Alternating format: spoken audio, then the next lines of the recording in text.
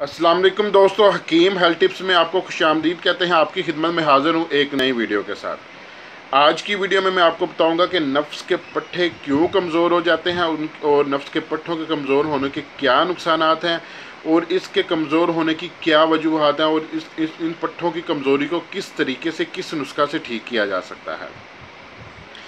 अक्सर कात होता ये है कि कुछ लोगों के जो है वो नफ्स के पट्टे कमज़ोर होते हैं। कमज़ोर होने की वजह ये होती है कि वो जब मुबाशरत या रोमांस वगैरह या सेक्स वगैरह कर रहे होते हैं तो मुबाशरत करने के दौरान उनका जो नफ्स का तनाव है वो फारग होने के बगैर ही वो तनाव ख़त्म हो जाता है और नफ्स बिल्कुल ढीला हो जाता है, जिसकी वजह से ये क्या होता है कि वो मुबाशरत के दरमियान ही उसको जो ना वो शर्मिंदगी का सामना करना पड़ता है।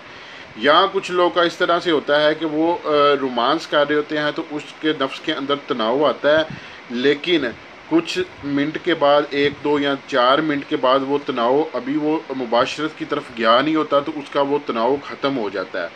लेकिन वो बड़ी कोशिश करता है कि उस नफ्स के अंदर दोबारा तनाव लाने की, लेकिन वो नफ्स के अंदर दोबारा तनाव, दोबारा शावर या होशियारी नहीं आती, जिसकी वजह से जो है उसको फिर बड़ी शर्मिंदगी का सामना करना पड़ता है। अब इसकी मैं ये होने की वजह क्या है, एक मिसाल से मैं आपको समझाता हूँ। घर के अंदर एक हम लोग डीपी लगवाते हैं जिसके अंदर ब्रेकर वगैरह होते हैं जो पूरे हमारे घर की लाइट को कंट्रोल करता है। अब सबसे पहले लाइट जो है हमारी उस डीपी में आती है। उस डीपी में आने के बाद हर कमरे में लगे हुए अलग-अलग बोर्ड में वो लाइट जाती है। अगर किसी कमरे में किसी खराबी या मसले की वजह से लाइट नहीं जा रही तो वो बोर्ड, वो पंखा, वो बल्ब लाइट के बिना नकारा होता है, उसका कोई वजूद नहीं होता।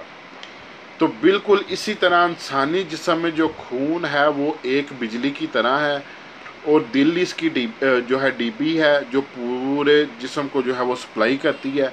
अगर जिस्म के किसी हिस्से को प्रॉपर तरीके से किसी खराबी की वजह से खून मुकम्मल ना मिल रहा हो तो वो जिस्म का हिस्सा नकारा हो जाता है। अब इसका असर आपके अज़ू यानी नफ्स पर किस तरह से पड़ता है।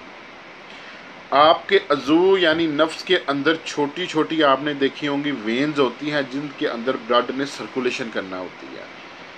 अब होता क्या है कि उन वेन के अंदर कोई कचरा आने की वजह से, कोई रतूबत जम जाने की वजह से या खून जम जाने की वजह से या आपका नफ्स के ऊपर दबाव आने की वजह से वो आपकी वेन्स बंद हो जाती हैं, जिसकी वजह से आपका ब्लड सर्कुलेशन जो है वो आपके नफ्स के अंदर पूरा नहीं आपके नफ्स को मिल रहा होता।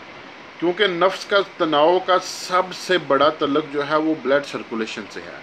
जब इंसान रोमांस या मुबाशरत की तरफ जाता है तो उसके जिस्म का जो ब्लड सर्कुलेशन है वो बहुत ज़्यादा तेज़ हो जाता है और नफ्स के अंदर इंतहा का ज़्यादा तेज़ ब्लड सर्कुलेशन हो जाता है, जिसकी वजह से नफ्स के अंदर जो है वो तनाव बरकरार रहता है।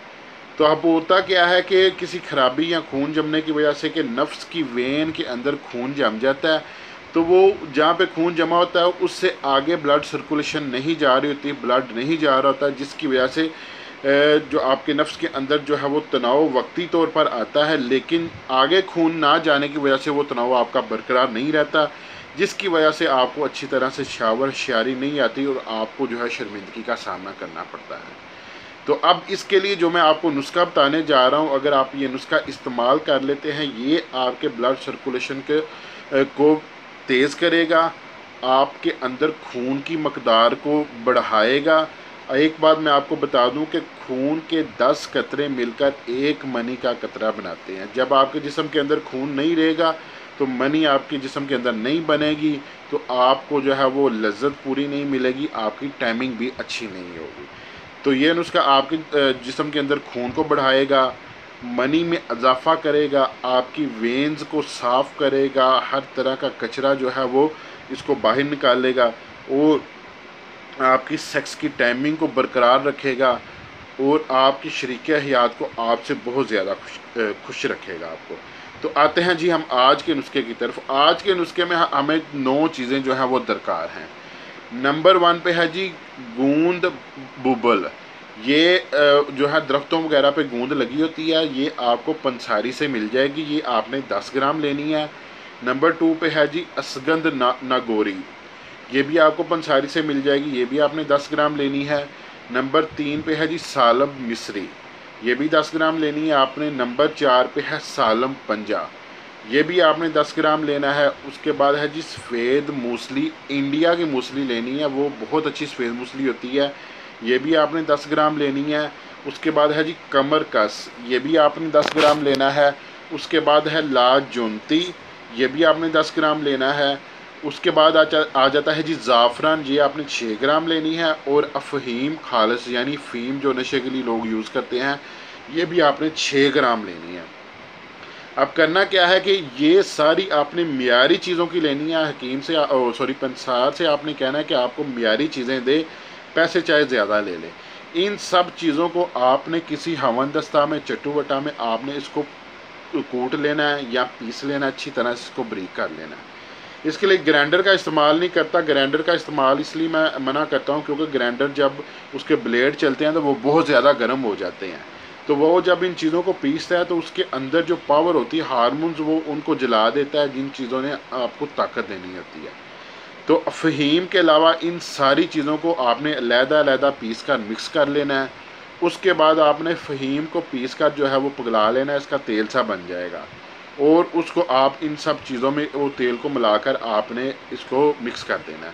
जब वो तेल इन सब चीज़ों में मिल जाएगा तो ये जो है वो लेसदार हो जाएगी। तो आपने उसके चनों के बराबर जो है ना ये गोलियां इसकी बना के रख लेनी है। एक गोली आपने रोज़ाना नीम गर्म दूध के साथ इस्तेमाल करनी है। आपको कोई किसी किस्म का मसला है, आपके नफ्स में ढीलापन है, आपकी टाइमिंग अच्छी नहीं है, आपकी मनी बरकरार नहीं है, आपके पट्ठे कमज़ोर हैं, या आपका जो है जल्दी फारग हो जाते हैं, नफ्स के अंदर ढीलापन है, इन तमाम चीज़ों का इसके अंदर हल है। इंशाल्लाह मिलते हैं अगले वीडियो में। अपना ख्याल रखिएगा। फ़ी अमान अल्लाह।